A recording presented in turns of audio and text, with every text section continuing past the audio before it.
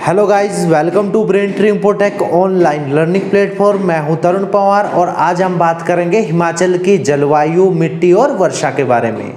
ठीक है, आप सभी को पता है हिमाचल की जो जलवायु है उसमें काफ़ी ज़्यादा डिफरेंस नज़र आता है, क्योंकि हिमाचल का कुछ हिस्सा प्लेन है और कुछ हिस्सा काफ़ी ज़्यादा पहाड़ी है। ठीक है, तो जो प्लेन हिस्सा है वहाँ की जो मौसम है काफ़ी गर्म रहता है साल भर, और जो अपर हिमाचल या पहाड़ी हिमाचल है यहाँ का मौसम पूरे साल भर ठंडा रहता है। ठीक है, सर्दियों में अति ठंडा और गर्मियों में सुहाना रहता है। लेकिन यदि बात करें आपका सिरमौर के क्यारदा दून घाटी का, दून स्प्रून घाटी, सोलन का, ऊना, कांगड़ा, बिलासपुर का कुछ हिस्सा, तो यहाँ पर मौसम काफ़ी ज़्यादा गर्म रहता है। ठीक है, नमी से भरपूर रहता है पूरे साल भर।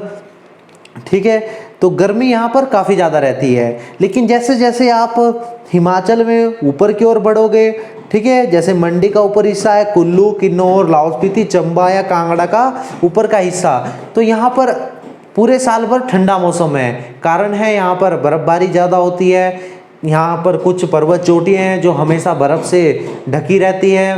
ठीक है, तो उसी के कारण अपर हिमाचल में मौसम ठंडा होता है। आपको पता है हिमाचल की जो समुद्र तल से ऊंचाई है 350 मीटर से लेकर आपकी 7000 मीटर या ये कहिए 7026 मीटर तक है। ठीक है, जैसे जैसे आप ऊंचाई की ओर बढ़ते जाएंगे हिमाचल में, आपको मौसम में जो जलवायु है वहाँ की, तापमान है, उसमें अंतर नज़र आता रहेगा। ठीक है, जो आपकी 7026 मीटर है वो आपकी शिला चोटी की ऊंचाई है जो आपकी किन्नौर में पड़ती है, जांस्कर पर्वत श्रृंखला में। ठीक है, हिमाचल की सबसे ऊंची पर्वत चोटी भी है, आपने ध्यान रखना है। ठीक है, ये पूरे साल भर बर्फ से ढकी रहती है, इसीलिए यहाँ पर किन्नौर में काफ़ी ठंडा मौसम रहता है पूरे साल भर, गर्मियों में सुहाना मौसम रहता है। ठीक है, अब बात कर लेते हैं हिमाचल के वार्षिक तापमान की। जो वार्षिक तापमान है, औसत वार्षिक तापमान अगर हिमाचल की बात करें तो 14 डिग्री सेल्सियस है। आपने ध्यान रखना है, औसत वार्षिक तापमान। ठीक है, अगर आपसे एग्जाम में पूछ लिया जाए तो आपने ध्यान रखना है 14 डिग्री सेल्सियस आपका औसत वार्षिक तापमान है हिमाचल का। ठीक है, आपने ध्यान रखना औसत, क्योंकि आपका जो सिरमौर का हिस्सा, शिमला, सोलन, बिलासपुर, मंडी, इधर तो ज़्यादा बारिश होती है, कांगड़ा में, चंबा में भी बारिश होती है, काफ़ी ज़्यादा बारिश होती है। लेकिन जो अपर हिमाचल है, लाहौल स्पीति, किन्नौर, कुल्लू का अपर हिस्सा, ठीक है, शिमला का अपर हिस्सा, यहाँ पर बारिश कम होती है। ठीक है, तो आपने ध्यान रखना इस चीज़ का। वर्षा में भी यहाँ पर काफ़ी ज़्यादा अंतर नज़र आता है। अब बात कर लेते हैं हिमाचल में ऋतुएं। हिमाचल में कौन कौन सी ऋतुएं हैं? ठीक है, जो हिमाचल में है पहली तोंदी ऋतु है। ठीक है, जो ग्रीष्मकालीन ऋतु है आपकी उसको तोंदी ऋतु कहा जाता है हिमाचल में। यह अप्रैल टू जून तक रहती है। उसके बाद जो वर्षा ऋतु है उसको बरसात बोलते हैं हिमाचल में। ठीक है, ये जुलाई टू सितंबर रहती है। उसके बाद आपका शरद ऋतु को हिमाचल में हयूद ऋतु कहा जाता है। ठीक है, जो अक्टूबर टू मार्च रहती है। उसके बाद आपका सितंबर और अक्टूबर में पतझड़ आ जाती है हिमाचल में, ये भी आपने ध्यान रखना है। काफ़ी बार एग्जाम में क्वेश्चन पूछे जाते हैं कि पतझड़ का सीजन कौन से महीने में हिमाचल में रहता है, तो आपने इस चीज़ को अपने पास नोट करना है। ठीक है, अगर बात करें शरद ऋतु की या हयूद ऋतु की, तो शिमला में इस ऋतु को दीर्घ राका का मौसम कहा जाता है। तो आपने ध्यान रखना है दीर्घ राका का मौसम। ये क्वेश्चन भी एग्जाम में पूछा जाता है कि दीर्घ राका का मौसम किस ऋतु को कहा जाता है शिमला में। ठीक है, शिमला हिमाचल की कैपिटल है, तो ये क्वेश्चन काफ़ी बार एग्जाम में पूछ लिया गया है, तो आपने इस चीज़ का ध्यान रखना है। ठीक है, अब आगे बात करते हैं हिमाचल में मिट्टी के प्रकार। कौन कौन सी मिट्टी हिमाचल में है, किस प्रकार हिमाचल को मिट्टियों में विभक्त किया गया है। अब बात करते हैं हिमाचल में मिट्टी किस प्रकार की मिट्टी है। हिमाचल में बात की जाए तो जो मिट्टी खंड है वो यहाँ पर लिखे हैं मैंने। ठीक है, हिमाचल में मिट्टी खंडों को 5 खंडों में बांटा गया है। ठीक है, जो मिट्टी है उसको 5 खंडों में बांटा गया, आपने ध्यान रखना है। ठीक है, 5 खंड इस प्रकार हैं। पहला है आपका निम्न पहाड़ी मिट्टी खंड। ठीक है, जिसकी समुद्र तल से ऊंचाई 350 मीटर से लेकर 1000 मीटर तक है। ठीक है, जो ये आपका समुद्र तल से ऊंचाई है, इसके हिसाब से ही आपके मिट्टी खंड हिमाचल में बांटे हैं। ठीक है, टोटल 5 मिट्टी खंड दिए हैं। ठीक है, तो सबसे पहले जो आपका मिट्टी खंड है वो 350 मीटर से 1000 मीटर के बीच है, जिसको निम्न पहाड़ी मिट्टी खंड कहते हैं। उसके बाद आपका बात कर लें मध्य पहाड़ी मिट्टी खंड है, जिसकी समुद्र तल से ऊंचाई 1000 से 1500 मीटर तक है। ठीक है, हिमाचल का जो हिस्सा 1000 से लेकर 1500 मीटर के बीच है, उस मिट्टी को हम मध्य पहाड़ी मिट्टी खंड कहते हैं। काफ़ी सारा हिस्सा हिमाचल का आता है। उसके बाद बात कर लेते हैं जो आपका उच्च पहाड़ी मिट्टी खंड है। ठीक है, वो कौन से रेंज में आता है? वो 1500 मीटर से 2000 मीटर के बीच आता है। ठीक है, उसके बाद आपका पर्वतीय मिट्टी खंड है, जिसकी समुद्र तल से ऊंचाई 2000 से लेकर 3500 मीटर तक है। ठीक है, जो 2000 से लेकर 3500 मीटर के बीच है, उस मिट्टी को हम पर्वतीय मिट्टी खंड कहते हैं। ठीक है, पर्वत की जो मिट्टी है उसे कहते हैं। उसके बाद जो 350 मीटर से ऊंचाई पर हिमाचल स्थित है, वहाँ पर आपको ठंडी शुष्क मिट्टी खंड मिलेंगे। ठीक है, तो आपने इस चीज़ का ध्यान रखना है। हिमाचल में 5 मिट्टी खंड हैं और किस प्रकार आप यहाँ पर समुद्र तल से ऊंचाई के हिसाब से उन मिट्टी खंडों को बांटा है। अब डिटेल में पढ़ते हैं कि निम्न पहाड़ी मिट्टी खंड में कौन कौन से जिले आते हैं, कौन सा स्थान आता है। ठीक है, किस प्रकार की फसलें होती हैं और मिट्टी किस प्रकार की है। सबसे पहले बात कर लेते हैं निम्न पहाड़ी मिट्टी खंड। ठीक है, समुद्र तल से ऊंचाई 350 मीटर से लेकर 1000 मीटर तक है। ठीक है, आपको हिमाचल की ज्योग्राफी के जो लेक्चर स्टार्टिंग में बनाए थे, ठीक है, समुद्र तल से हिमाचल के जिलों के बारे में बताया था, वो लेक्चर आपने देख लेना है। आप लोगों को पता चल जाएगा कौन सी जगह हिमाचल की 350 मीटर से लेकर 1000 मीटर के बीच आती है। सबसे पहले बात कर लेते हैं जगह है कौन कौन सी आती है निम्न पहाड़ी मिट्टी खंड में। तो देखिए सिरमौर की पोंटा घाटी, सिरमौर की पोंटा घाटी, ठीक है, नाहन, सिरमौर का नाहन, ये आपका निम्न पहाड़ी मिट्टी खंड में आता है। सोलन का आपका नालागढ़ है, ठीक है, बद्दी है, ये हिस्सा आपका निम्न पहाड़ी मिट्टी खंड में आता है। बिलासपुर है, ठीक है, ऊना है, हमीरपुर है और मंडी की बलह घाटी, ठीक है, हिमाचल की सबसे उपजाऊ घाटी आपके बलह घाटी, ये भी आपकी निम्न पहाड़ी मिट्टी खंड में आती है। ठीक है, अब मिट्टी की बात कर लेते हैं। जो मिट्टी है यहाँ पर वो आपको पथरीली चिकनी मिट्टी मिलेगी। ठीक है, पथरीली चिकनी मिट्टी आपको निम्न पहाड़ी मिट्टी खंड में मिलेगी। आपने इस चीज़ का ध्यान रखना है। ठीक है, एग्जाम में यहाँ से क्वेश्चन पूछे जाते हैं जो आपका निम्न पहाड़ी मिट्टी खंड है वहाँ पर किस प्रकार की मिट्टी पाई जाती है। मोस्टली ये वाला हिस्सा आपका जो निम्न पहाड़ी मिट्टी खंड है ये शिवालिक हिल्स में आता है। ठीक है, आपने इस चीज़ का भी ध्यान रखना है। तो कई बार एग्जाम में क्वेश्चन पूछ लिया जाता है कि मुख्य रूप से जो शिवालिक हिल्स हैं वहाँ पर किस प्रकार की मिट्टी पाई जाती है। तो आपने ध्यान रखना है यहाँ पर पहाड़ी चिकनी पथरीली चिकनी मिट्टी पाई जाती है। ठीक है, पथरीली चिकनी मिट्टी आपने ध्यान रखना है। उसके बाद अब यहाँ पर बात कर लेते हैं यहाँ पर जो आपका मिट्टी खंड है निम्न पहाड़ी मिट्टी खंड में किस प्रकार की फसलें उगाई जाती हैं। यहाँ पर आपका आम की फसल उगाई जाती है। ठीक है, आम है, गन्ना है, आपका नींबू है, अदरक है। ठीक है, इस प्रकार की फसलें यहाँ पर काफ़ी बड़ी मात्रा में उगाई जाती है। दालें भी उगाई जाती हैं, लेकिन जो सबसे बड़ी मात्रा है यहाँ पर आम, गन्ना, नींबू, अदरक, मक्का भी है आपका। ये सारी फसलें बड़ी मात्रा में उगाई जाती हैं। ठीक है, धान भी आपका उगाया जाता है। तो ये बड़ी मात्रा में उगाया जाता है। तो आपने ध्यान रखना है निम्न पहाड़ी मिट्टी में कौन कौन सी फसलें उगाई जाती हैं और कौन सा हिमाचल का हिस्सा निम्न पहाड़ी मिट्टी खंड में आता है। अब बात कर लेते हैं मध्य पहाड़ी मिट्टी खंड, जिसकी समुद्र तल से ऊंचाई कितनी है 1000 मीटर से 1500 मीटर तक। ठीक है, जो हिमाचल का हिस्सा है जो 1000 मीटर से 1500 मीटर के बीच है वो आपका मध्य पहाड़ी मिट्टी खंड में आएगा। यहाँ पर आपका सिरमौर का पच्छाद वाला एरिया, रेणुका जी वाला एरिया,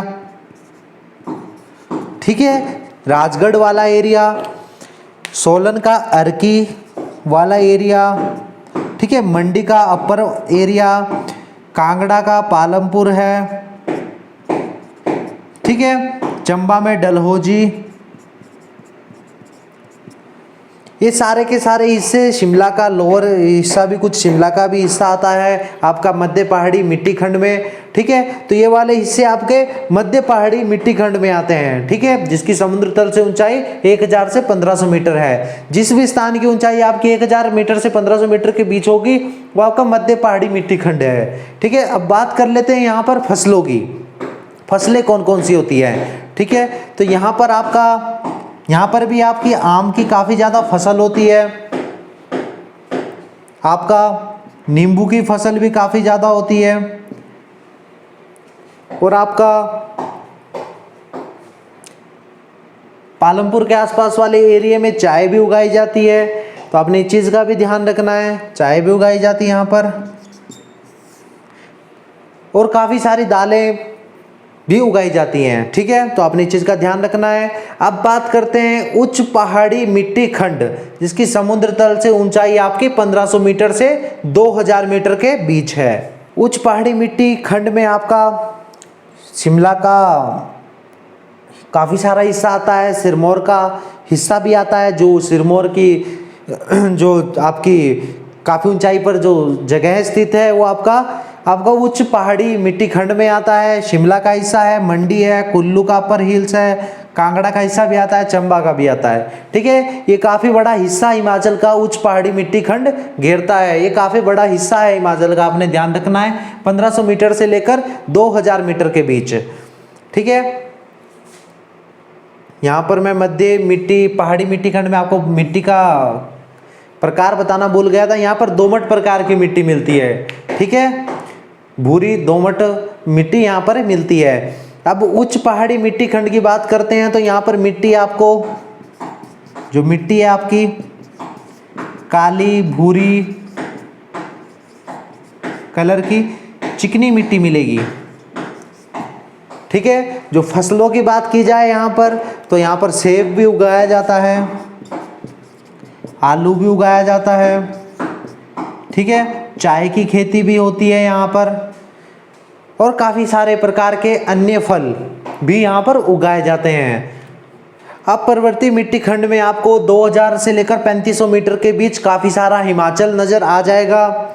तो ये सारा का सारा लगभग सिरमौर का भी इसमें कुछ हिस्सा आता है, शिमला है, किन्नौर, चंबा, लाहौल स्पीति का कुछ हिस्सा, कुल्लू का कुछ हिस्सा, ये सारा के सारा आपका पर्वतीय मिट्टी खंड में आएगा। और मिट्टी यहाँ पर भी आपको काली चिकनी मिट्टी मिलेगी, ठीक है, जो भुरभुरी टाइप में मिट्टी होती है, ठीक है, जिसको भुरभुरी मिट्टी मतलब आराम से टूटने वाली मिट्टी बोलते हैं, ठीक है। यहाँ पर अगर फसलों की बात की जाए तो यहाँ पर काफ़ी अधिक मात्रा में सेब की फसल होती है, ठीक है, मौसम ठंडा है तो यहाँ पर काफ़ी सारे फल उगाए जाते हैं, ठीक है।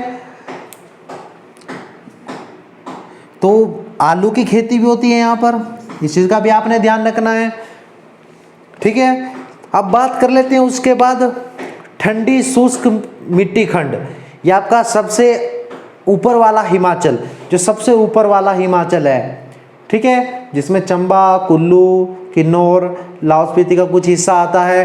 ये आपका ठंडी शुष्क मिट्टी क्षेत्र है, जिसकी समुद्र तल से 3500 मीटर से अधिक ऊंचाई है, ठीक है, 3500 मीटर से लेकर 7026 मीटर तक, ठीक है। किन्नौर में है आपकी शिला चोटी, ये भी आपकी ठंडी शुष्क मिट्टी खंड में आती है। आर्द्रता की बात करें तो यहाँ पर बहुत ही कम आर्द्रता होती है, ठीक है, यहाँ पर वर्षा बहुत ही कम होती है, इसलिए आर्द्रता भी कम है। यहाँ पर सीधी बर्फबारी होती है, ऊंचाई अधिक होने के कारण बर्फबारी होती है, वर्षा कम होती है, ठीक है। यहाँ पर फसलों की बात की जाए तो सूखे फल और सेब की ही खेती की जाती है, आलू की खेती भी की जाती है, ठीक है।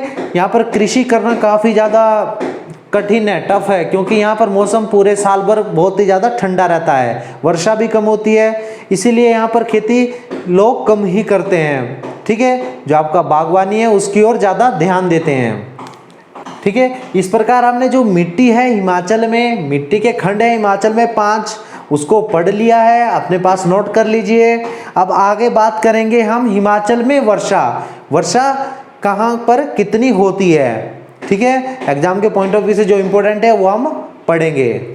अब वर्षा की बात करते हैं। हिमाचल में जो औसतन वर्षा है हिमाचल में वार्षिक है वो आपकी 1600 मिलीमीटर है। ठीक है, अब बात कर लेते हैं सबसे अधिक किस स्थान पर वर्षा होती है। तो आपका कांगड़ा में एक स्थान है धर्मशाला।